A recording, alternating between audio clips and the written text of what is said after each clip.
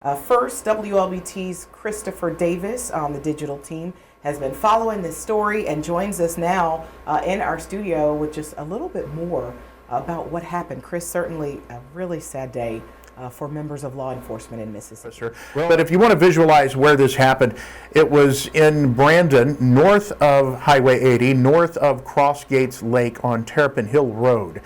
This is in a residential neighborhood. It was in a house. It was about 1:40 this morning that the cops were first called.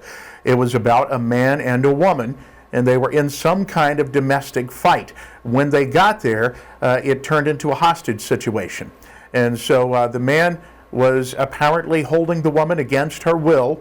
The cops were trying to get the man to come out, or trying to get the man to let the woman go. At some point, he did let the woman go, but he did not come out. He did not give up and ended up shooting it out with the cops. Chris, you know, Courtney Ann mentioned two different pieces of video as well as you. The first one around 6 a.m. when we arrived on that scene, and you actually got a chance to see that video as well, Chris, right? Yeah, you know, it's kind of sometimes a serendipitous thing when you end up capturing video like this. But again, we didn't know at the time when we got this video that the gunshots that you hear were actually the cops and the suspect shooting it out with each other, and that a police officer was wounded when this video was captured.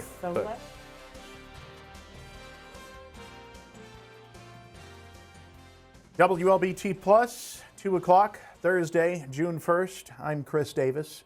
30 minutes from now, a press conference will be held in Brandon to discuss what happened this morning, the incident that left one police officer wounded and another police officer dead, and a suspect dead as well. When President Carter arrived in Yazoo City, he was already drenched on one of those steam bath kind of July Mississippi days. Add that to a problem from the then not quite finished Yazoo City High School. Does anybody mind if I take my coat off? The school was not quite finished, the air conditioning. You know, it didn't have very many windows in the new school because air conditioning was the thing. Well, the problem with the gym was there was no air conditioning in the gym, and that's where the meeting was going to be. I got wet at the airport in Jackson this afternoon when I landed, a rain that they needed very much.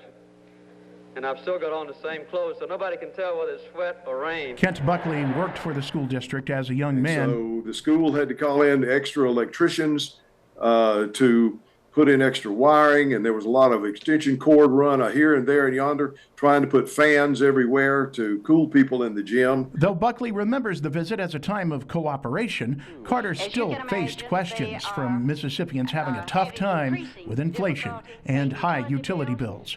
So the lack of AC wasn't the only heat focused on Carter.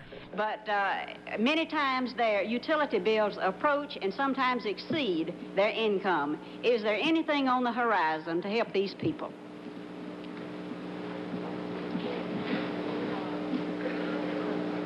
I wish I could give you good news, Miss Tatum. But I think no matter who's in the White House, no matter who's in the Congress, that the price of energy is going to go up. We're simply running out of oil and natural gas, and the production of coal. And I've just kind of held on to it, even though I'm not left-handed. Would you like me to show that? Oh, please do show it. Please bring it out. You called it something like a banana base, right? Well, I believe it says it on there, banana base. There you go. And this is...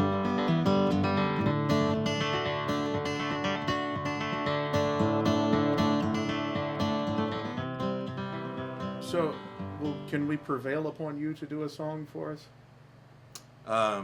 Sure. I hadn't got my saxophone out. It was the 3rd of June, another sleepy, dusty Delta day. Those words that were written and sung in 1967 by one of Mississippi's most intriguing voices, Bobby Lee Gentry, have started a mystery. Actually, they did back then, too. People wondered back then, what in the world was Billy Joe McAllister throwing off that bridge, and why did he jump? We're talking, of course, about the song Ode to Billy Joe. But the person you see on screen with me is Lisa Cookston, and she is director of the Museum of the Mississippi Delta in Greenwood, and they are holding the Billy Joe McAllister Festival, and it's going to be on the 3rd of June. Lisa, this is, it was kind of fascinating to me because I've always been a person who, as a radio guy, loves to hear this song. I love Bobby Gentry's voice. I've always thought the song was intriguing. I watched the movie, but the movie, it didn't really answer that many questions for people because Bobby Gentry, after that, said, well, it's a work of fiction. There are many mysteries to this. Does the festival talk about the mysteries? Well, coming up in just a few minutes, you're going to learn about sportsmanship in Mississippi and why some umpires have left the game, why some officials in other sports have left the game. That's all coming up right here on WLBT Plus. First, what have you witnessed personally? Have there been incidents in Mississippi where coaches and officials have gotten into it, or maybe parents and officials have gotten into it? Well, yes, we have instances of both. Actually, fortunate enough, it wasn't in one of our games. But he is the prime suspect in her murder. He's never been charged in her murder. But a couple of things about Joran Vandersloot. He's in a Peruvian prison right now, and he's getting ready to come back to the U.S. to face extortion charges because the feds say that he tried to extort money from the Holloway family. And by the way, the Holloway family is originally from Mississippi. Natalie Holloway was born in Mississippi. Then they moved to Alabama. But the feds say he tried to extort money from Natalie Holloway's family to tell them where the body was, because the body's never been found, and then tell them exactly what happened on the night that she disappeared. Well, Joran Vandersloot not only is coming back to the United States, but he got a heck of a beating in prison. So this is what the Peruvian authorities say. I didn't know you were the executive director of the B.B. King Museum. Yes. That must be the most awesome job in the world. it is. It's a very fun, interesting, entertaining job.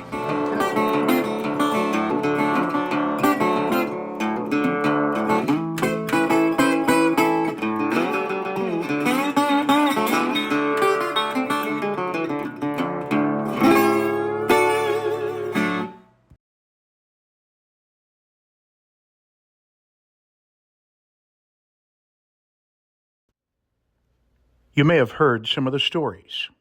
The lynching of Emmett Till, the shooting of Reverend George Lee, the story of the town of Mound Bayou and its success. Some of the names you may not know. That's what this bus tour is all about.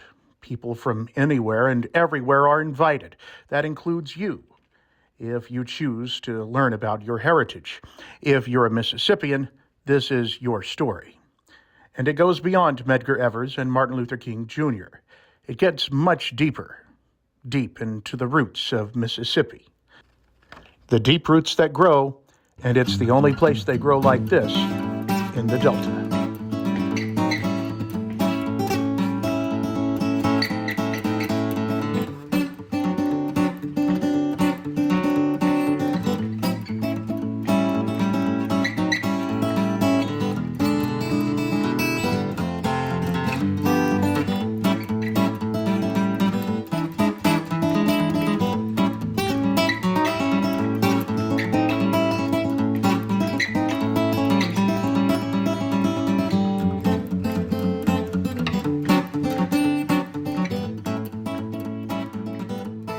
On a cold March morning in 2023, a busload of people from elementary school to over 80 years old boarded a bus at the National Guard Armory in Drew. Destination? All over the Delta. The purpose? To learn. Drew is a small town, like many in that region of the state. It sits among the cotton and rice, the soybeans and corn. In the winter, the rows of dirt are its boundaries.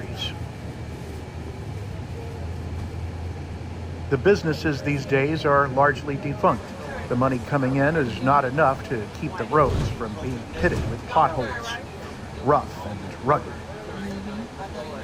But the mayor of the Sunflower County town on the bus for this tour is proud that the schools are making progress.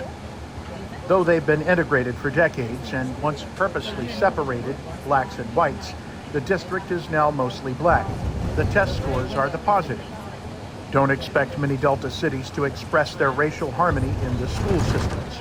For the most part, it's public schools for the African American children and private schools for most of the white kids. It's nothing the kids have any control over, but it is the truth for much of the Delta.